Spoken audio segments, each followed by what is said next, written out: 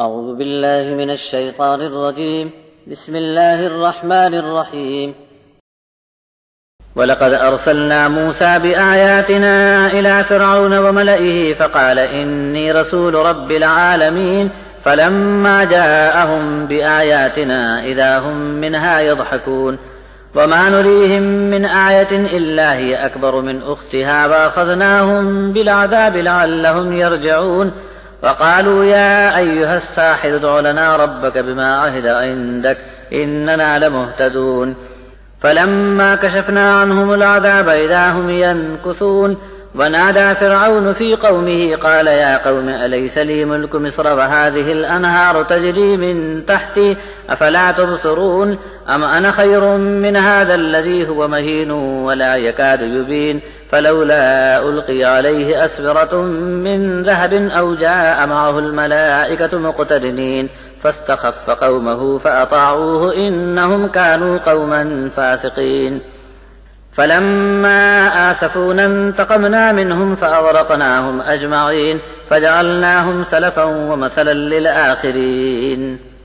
اور ہم نے موسیٰ کو اپنی نشانیاں دے کر فرعون اور اس کے اہل دربار کی طرف بھیجا۔ موسیٰ نے پہنچتے ہی اعلان فرمایا کہ میں رب العالمین کی طرف سے رسول بنا کر بھیجا گیا ہوں۔ جب موسیٰ ہماری آیات لے کر ان کے پاس آئے تو انہوں نے بات کو ہنسی میں اڑا دیا۔ ہم نے جو بھی نشانی ان کو بتائی تو ایک نشانی دوسری نشانی سے بڑھ چڑھ کر تھی، اور ہم نے ان کو عذاب میں دھر لیا تاکہ وہ اپنی حرکتوں سے باز آ جائیں۔ انہوں نے موسیٰ سے کہا کہ اے جادوگر صاحب، اپنے رب سے اس وعدے کے مطابق جو اس نے آپ سے کیا ہے ہمارے لیے دعا کر دیجئے، پھر ہم راہ پر آ جاویں گے۔ پھر جب بھی ہم ان سے عذاب ہٹا دیتے تو وہ فوراً اپنا قول و قرار توڑ ڈالتے۔ فرعون نے اپنی قوم میں اعلان کیا کہ اے میری قوم، کیا مصر کی بادشاہی میری نہیں؟ کیا تم نہیں دیکھتے کہ ملک میں آب پاشی کے لیے یہ نہریں میرے ماتحت چلتی ہیں؟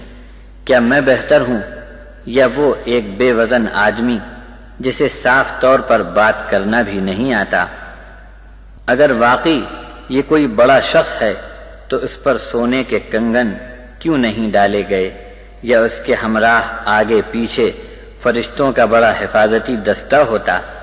فرعون نے اپنی قوم کو ڈرا کر دبا دیا اور خوب احمق بنایا کہ اس کے کہنے میں آ گئے۔ واقعی یہ لوگ بہت ہی بے ڈھنگے ثابت ہوئے۔ پھر جب انہوں نے ہم کو خفا کیا تو ہم نے ان سے انتقام لیا کہ سب کو اکٹھا جمع کر کے ڈبا کر مار ڈالا۔ ہم نے ان کو گئے گزرے بنا دیے اور پچھلوں کے لیے ان کے واقعات کو عبرت بنا دیا۔